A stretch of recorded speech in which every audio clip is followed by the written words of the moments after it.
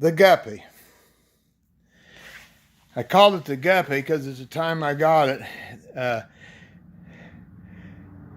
Jeff Mayo still had his Sharky car, and kind of thought this car looked a lot like a Guppy on the front, so the name stuck, the Guppy.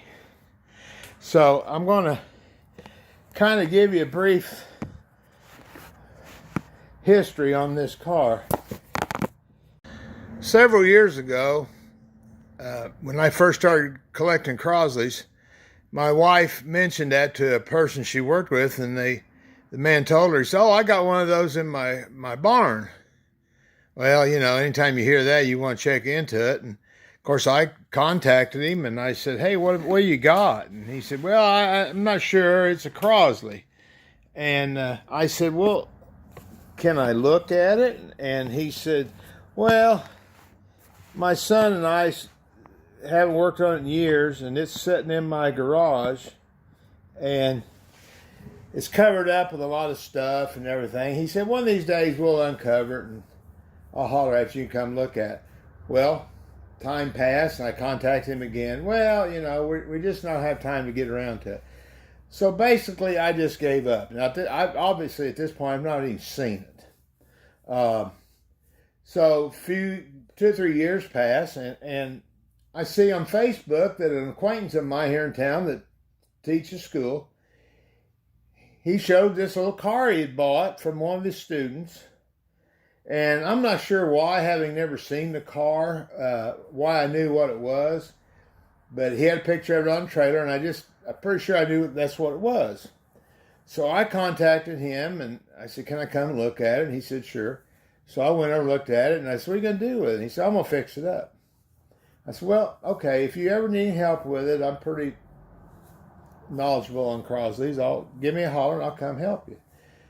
And so we left it at that. Well, now it's a couple more years go by, and I've moved on. I'm doing other cars, and you know, it's just I'm not even thinking about it anymore. He calls me one day, and Jeremy was a rather large man, and he said, "Tim, I just realized I can't get in this car." He said, "Would you be interested in working on a trade of some sort?" And I said, "Well, yeah, I'll come and look at it." 'Cause I still hadn't seen it in person. So I go look at it, and he's got it uncovered and everything. And so we struck a deal, and we loaded it on the trailer and brought it home. At the beginning of this video, I posted a picture of it, how it looked the day we brought it home. So I get it home, and I immediately get into it and start working on it. Now, the best I can figure out, the engine, from what they told me, had been rebuilt. I have no idea if they knew what they were doing, other than it doesn't leak and it runs pretty good, so I guess somebody knew a little bit about it. So while it was still in the trailer, I got it running and just left it on the trailer, and we took it to Wausau on that year, and I entered it in fresh out of barn class. There's some pictures on the website. If you go to Crosley of the Month, there's a picture of it, the year I showed it before I touched it, and the year after it when it was done. So when Jeremy had this car, he'd done some research on it, and he found a car that looked very similar to it called the Ziegler Special.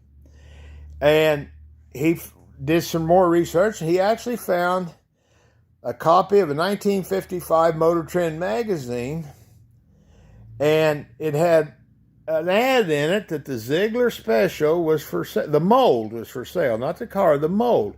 This gentleman that built it had built a mold, popped a body off of it, and built the Ziegler Special. It was based on the Crosley running gear and everything.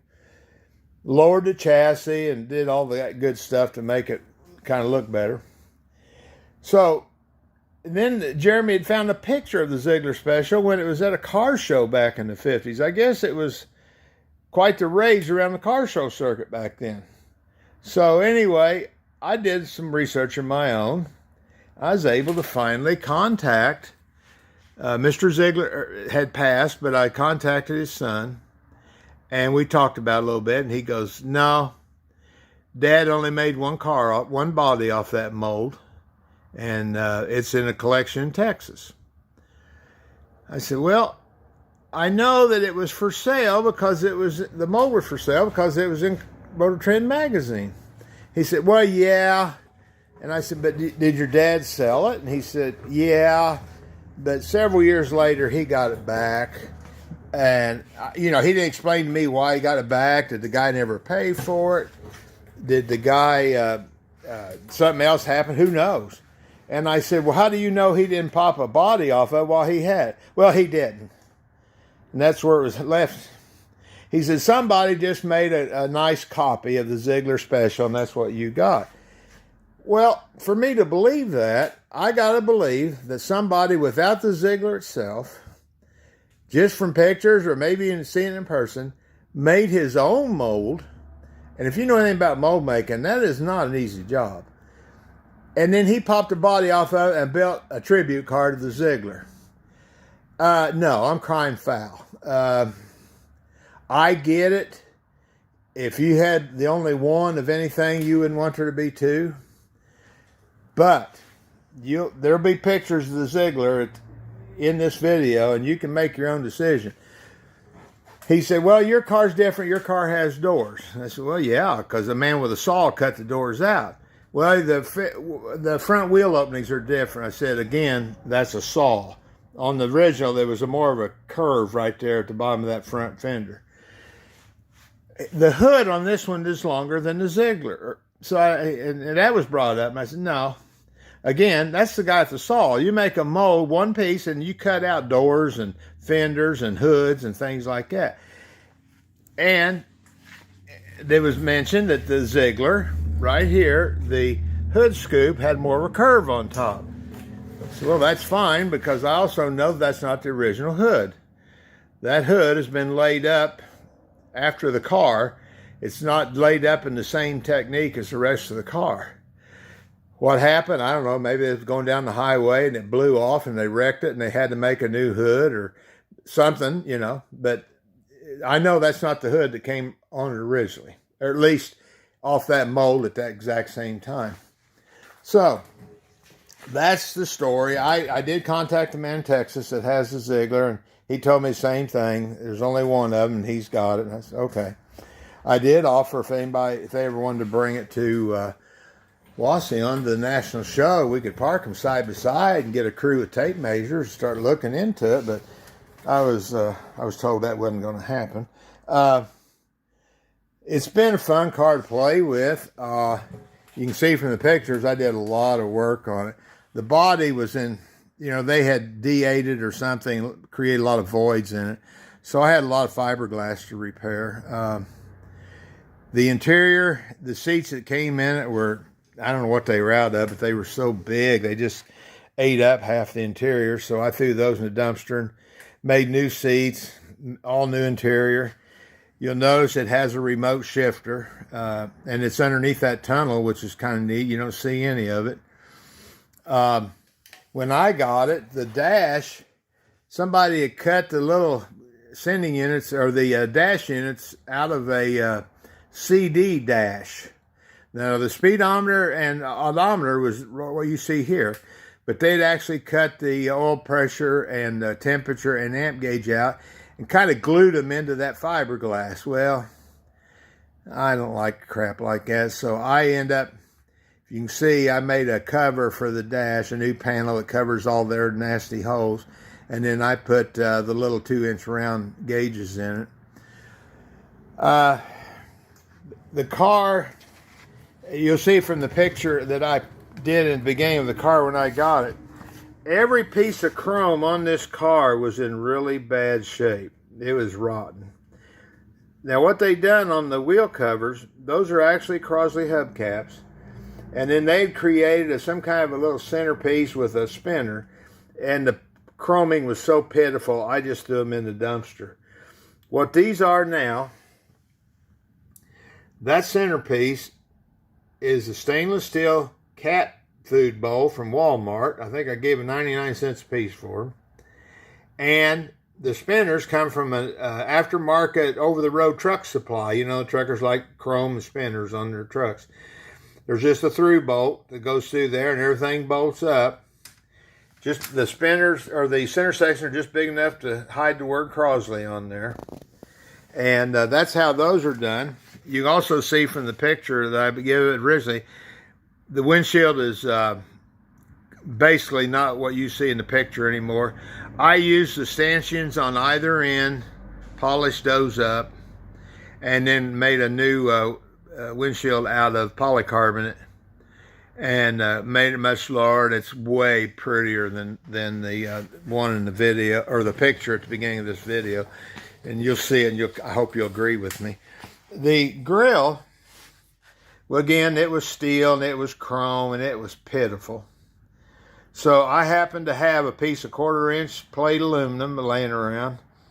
I made my design, cut it out, then took it out in the, took it home on the drill press, cut all those holes in it. Well, I thought, how am I going to form this? It's curved top to bottom and end to end. I have a sand pile, or did have a sand pile out back of the shop. I went out there and throwed it upside down in the sand pile and started wailing on it with a 5-pound mallet. And it curved up really nice, as you can see. Everything else on the outside pretty much original. The chrome bumpers were junk, as you can tell from the picture, and all I did was clean those off and then paint those. I'm going to pause this, and I'll take the hood off, and we'll look at the engine. Now, the engine. They did lower the frame, but they didn't lower the engine in the frame. They did lower the radiator, and you can see where the pulley is and where the radiator is. When I got it, they had cut about 4 inches off of each blade of the fan, and it had these just little nubbins of spinning around. You know, you're going to get your fingers in that right away, and it wasn't cooling anything. So I trimmed those off of the pulley. I put a 6-volt electric fan in front of the radiator, and it cools it quite nicely. I took I cut those holes in the engine room to let some of the heat out, because when I first played with it, it was overheating, but I've got that figured. I just got to get that hot air out of there. I had the local muffler shop make an exhaust for it. That's 1.5-inch pipe. I wrapped it up to keep some of the heat off of the intake manifold. As you know, Crosleys are prone to vapor locking. The real issue on this engine, it runs great, it doesn't have any leaks, is that carburetor. The Ziegler had actual midget engine in it. Ziegler had been a midget racer, and he took the engine out of one of his midgets and put it in his car. It had side draft Weber carburetors. Well, whoever built this car, and again, we do not know who built this car. They put a standard intake and Tillotson on it. The problem is, with the hood on, I've got exactly a 1/2 inch between the top of that horn and the hood. And I can't even put an air cleaner on. That's an issue. Now, I'm going to get with Barry and some of the other guys, see what they think. Jeff Ackerman gave me a side draft carburetor, which I am guessing is probably off of a tractor or something like that.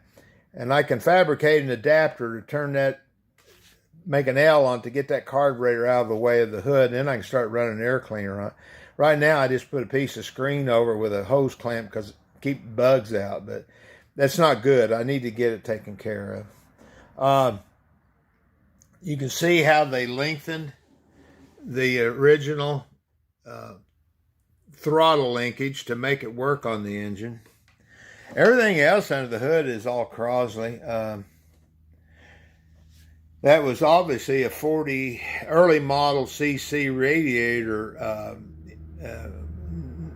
outlet on the top there, and thankfully I was able to get the sending unit out and put a new sending unit in, and it works quite well.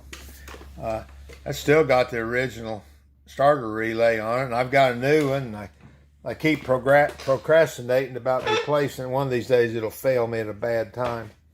Now I go back here, to the trunk. And the trunk is just, you know, there's the battery. The battery is always in the back. Spare tire. Prop rod here for the trunk lid. What I done when the original gas tank was junk. I mean, it was ate up. I had a lot of trouble with it. It left me on the road a couple times. So eventually I just got a hold of Dave Edwards. I said, send me one of them nice new gas tanks you're having made.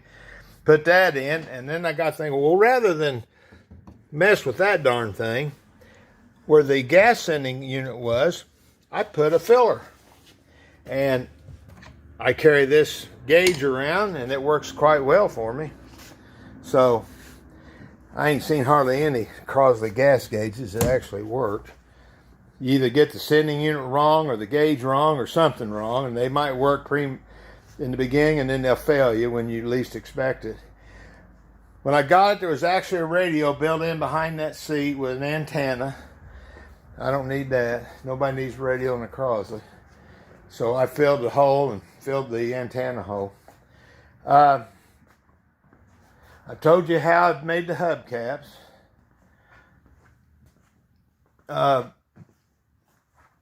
The doors, kind of interesting. That mechanism is entirely encased. They made the mechanism and then covered it all up in fiberglass and plywood. I hope it never breaks because it's going to be a real problem to fix. Now, fiberglass cars, you kind of think I'm being light. I took this one to the, my wife just retired as a weighmaster at a local quarry. And I took it there and we weighed it up. Without me in it, this car weighs exactly 50 pounds more than a hot shot. The early fiberglass was heavy, bulky, and there's a ton of wood in these cars. You can see in the engine room here, that's all plywood. The floors are plywood, the doors are plywood, the panels, the bulkhead is plywood, the trunk bottom is plywood. There's just a ton of plywood in these early glass cars. So, and honestly, I'll show you this. This is a cover that I can actually take off and access the transmission. That, to me, was probably the hardest thing to make because they had to make a separate mold for that. And that, you know, they could have just gone that up with something, but they actually went to the trouble to make a pretty darn nice transmission mold. I'd really like to see what the Ziegler's got on it. That might be the telling story. But anyway, it's on the brake end of it, it's got Crosley disc brakes on the front. And for you guys that are always looking for hydraulic brakes, I'll tell you this. I doubt you'll ever find it, but I'll tell you anyway. The rear brakes, drums and brakes and everything are off of a late 40s Studebaker. Probably one of the small ones like the Champion or something. 4-bolt pattern, 4-inch 4-bolt pattern. You can bolt those right onto the Crosley axle or differential. So that's what it has. It's got Studebaker brakes on the back. Because when I took it apart, I knew it wasn't Crosley. I could see it wasn't Crosley. And we did a little research. I looked through hundreds of pictures of Studebakers and their brakes and finally found it. It's off of Studebaker. And when I went to order the new wheel cylinders, I told them what year and everything, and they ordered them for me, and they worked just fine. So it's got drum on the back, disc on the front. Anyway, I do have a tonneau cover for it. You can see all the snaps in it. If a little rain comes up at a show, I can cover it up. But it's been a fun little car to drive. I just got it out, cleaned it up, and got it running. It's a lot of fun to drive. I'll keep this one. It and the Farmer Road will be with me until I drop dead, or at that point I'll give it to Jackson or my great-grandson or somebody like that. But it's just so much fun. And, you know, how do you price something like this? Here's the bottom line. If it is the sister to the Ziegler, the price just shoots up exponentially. The problem with that is, if it is the sister to the Ziegler price goes down exponentially. So I get it why they don't want there to be another one out there. So I would never know how to price this darn thing anyway, so we'll just keep it. But anyway, guys, that's the story of the Guppy. I'll add some pictures of the Ziegler and some of the things I did when I was building this. Something you can kind of look over. But like I said, I'm going to take it. I'm pretty sure I'm going to take this one to Wasion this year. It hasn't been up there in several years, and it's fun to drive around town, drive around the fairgrounds, I think. So I think it's the one going. All right, guys, I'm going to end her here and have a good Memorial Day weekend, and I'll do some editing and try to get this up. Thank you.